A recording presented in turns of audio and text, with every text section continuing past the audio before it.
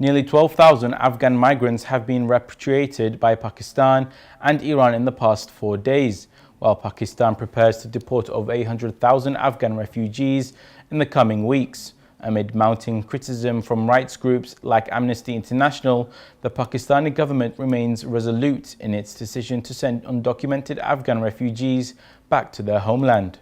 More details in the following report. According to the Taliban-run Ministry of Refugees, 1,352 Afghan migrants have returned from Pakistan and 10,645 from Iran, with specific details on the various entry points. Hundreds crossed back through the Torkham and Spin Boldak crossings, while thousands re-entered Afghanistan via the Qala and Pul-e Abrisham borders. This mass deportation comes as part of Pakistan's illegal foreigners repatriation plan, which aims to remove a significant number of Afghan refugees from the country. The move has sparked outrage from Amnesty International, with campaigner James Genian condemning Pakistan's action as a violation of refugee and international human rights law. The decision to expand deportations to Afghan citizen card holders has raised concerns about the safety and well-being of Afghan refugees, particularly women, girls, journalists, and human rights defenders. Amnesty International's repeated calls for the Pakistani authorities to halt the deportations have fallen on deaf ears,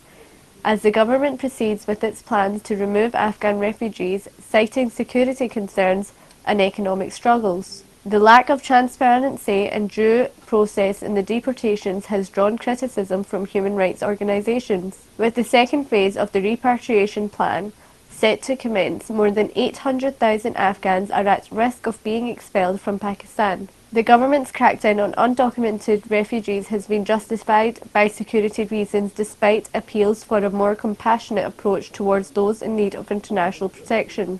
As tensions escalate, the fate of hundreds of thousands of Afghan refugees hangs in the balance. Amid the ongoing crisis, rights groups continue to advocate for the protection of refugees and urge the Pakistani government to reconsider its deportation policies to prevent further harm to vulnerable populations fleeing persecution in Afghanistan. Most deported refugees have to face serious challenges back home, including food security, unemployment, lack of accommodation, and more. The Taliban has been accused of not doing enough to cater for the basic needs of these unfortunate Afghans returning to a country already plagued by terrorism and economic depression.